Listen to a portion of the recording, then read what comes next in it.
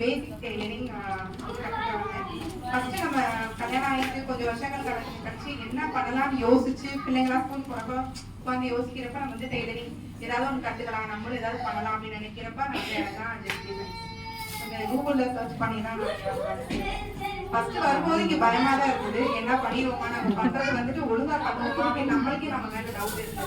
ஆனா வந்து இங்க வந்ததுக்கு அப்புறம் மேம்லாம் பார்த்ததுக்கு அப்புறம் அந்த பயம் கொஞ்சம் கொஞ்சமா போயிடுச்சு.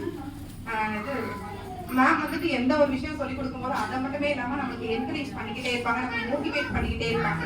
சின்ன சின்ன விஷயம் தான், சுஜாதா மேம் இருந்தாலும் அனிதா மேம் எல்லா மேம் எழுதி மேம் எல்லாமே இது நம்ம கிட்ட சொல்லும் போது எல்லாமே நம்ம ஏதாவது செஞ்சோம்னா வெரி குட், சூப்பரா பண்ற, நல்லா இருக்கு, நீ வந்து உங்ககிட்ட நான் எதிர்பார்க்கிறேன் அப்படின்ற வார்த்தையே நமக்கு ரொம்ப மோட்டிவேட்டடா இருக்கும்.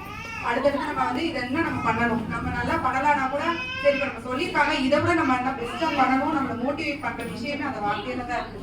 இது வந்துட்டு நம்ம இந்த வீட்ல ஓகே நம்மளை என்கரேஜ் பண்ணுவாங்க, இருந்தாலும் இது வந்து நம்மளை ஸ்பெஷலா காமிக்கிறதுக்கு மேம் வந்துட்டு நமக்கு ரொம்ப ஹெல்ப் பண்ணுவாங்க,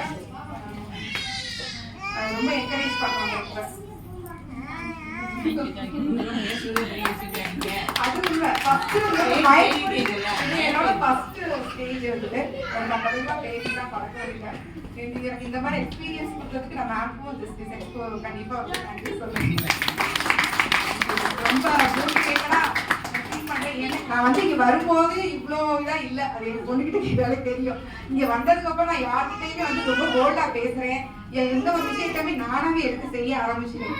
அதுதான் வந்து எனக்கு ரொம்ப இது பண்றது. அதோட இந்த டெய்லரிங்குமே வந்து நான் சும்மா ஏதோ கத்துக்கிறோமோ, நம்ம பிள்ளைங்களுக்கு பண்ணுவோம் நமக்கு பண்ணுவோம், அதுவுமே நம்ம நல்லா பண்ணுவோமான்னு யோசிக்கிறேன். ஆனா இப்போ வந்துட்டு மேம் சொல்ல சார் நீ நல்லா இது பண்ற, நீ வந்து யோசிச்சு செய்யற அப்படின்னு சொல்லும்போது நம்மளுக்கு வந்து யோசிச்சு ஒண்ணு நான் புதுசா பண்ணுவோம், இது நல்லா இருக்கும், இப்படி பண்ணா நல்லா இருக்கும், அப்படி பண்ணா நல்லா இருக்கும்னு சொல்லிட்டு நிறைய யோசிக்க தோணுது. அந்த யோசிக்க வச்சது வந்து கண்டிப்பா அனிதா அம்மா வந்துட்டு அவங்க வந்து சொல்லிக் கொடுக்குற விதமே நல்லா இருக்கும்.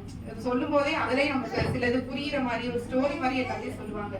அது வந்து அடுத்தடுத்து ஒரு பிளவுஸ்னா இந்த பிளவுஸ் மட்டும் தான் சொல்லிட்டு அந்த இதுலயே வந்து நிறைய சின்ன சின்ன டிப்ஸ் அதுலயே வந்து நம்ம நிறைய கத்துக்கலாம்.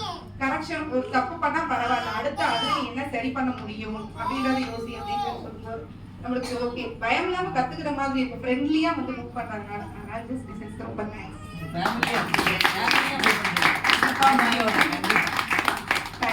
நம்ம ஸ்டூடெண்ட்ஸ் யாருமே வந்து நாங்க ஸ்டூடெண்டா வச்சுக்க மாட்டோம், ஃபேமிலி மெம்பர்ல ஒருத்தர், அவ்வளவுதான்.